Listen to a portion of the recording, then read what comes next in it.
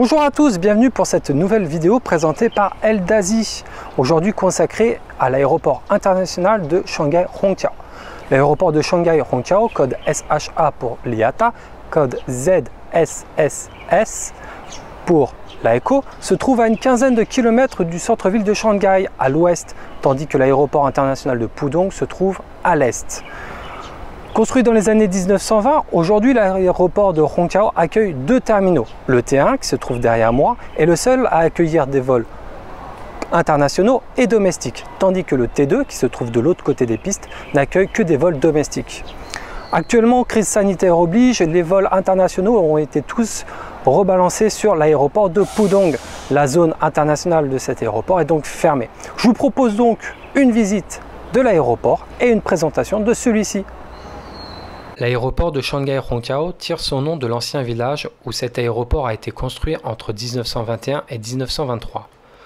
Actuellement, l'aéroport de Shanghai Hongqiao est le 8e aéroport de Chine et le 45e au monde en termes de trafic passager, avec notamment plus de 45 millions de passagers et un trafic aérien de plus de 272 000 avions en 2019.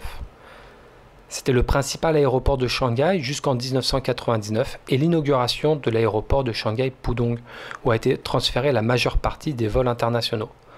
Cela n'a pas empêché l'agrandissement de Shanghai Hongqiao, avec l'ouverture en 2010 d'un second terminal et d'une seconde piste, et ce dans l'optique de l'exposition universelle de 2011. Ainsi, le terminal 2 est 4 fois plus grand que le terminal 1. Seuls subsistent quelques vols internationaux, notamment vers Taïwan, Hong Kong, Macao, Japon et Corée du Sud, depuis le terminal 1. Le terminal 1 a quant à lui été rénové récemment, entre 2014 et 2017, ce qui fait de Hongqiao un aéroport moderne. Hongqiao est le hub de China Eastern et de sa filiale Shanghai Airlines, mais aussi de Tuniao et Spring Airlines. Crise sanitaire oblige, la fréquentation de Hongqiao est faible et ainsi la zone internationale du terminal 1 est fermée au public puisque actuellement tous les vols internationaux sont redéployés sur Pudong.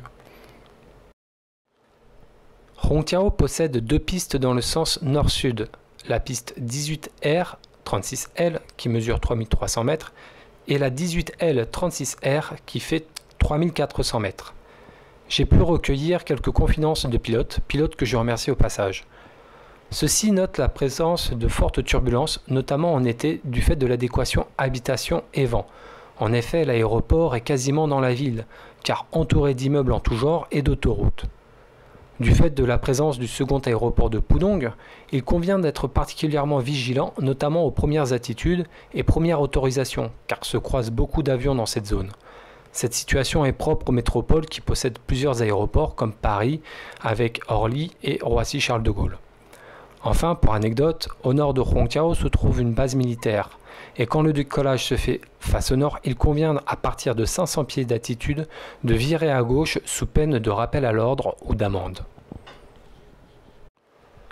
En termes de connexion, Hongqiao est connecté et ce à différentes échelles, que ce soit avec la ville de Shanghai, à échelle provinciale ou encore nationale.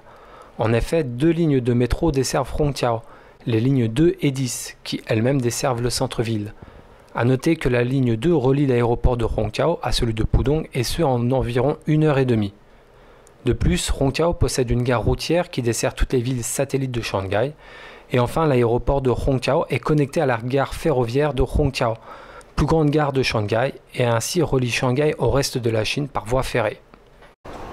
J'espère que cette vidéo vous a plu. N'hésitez pas à me dire en commentaire vos impressions et vos questions. Je me ferai une joie d'y répondre. Je vous souhaite une excellente fin de journée et je vous dis à très bientôt pour une prochaine vidéo.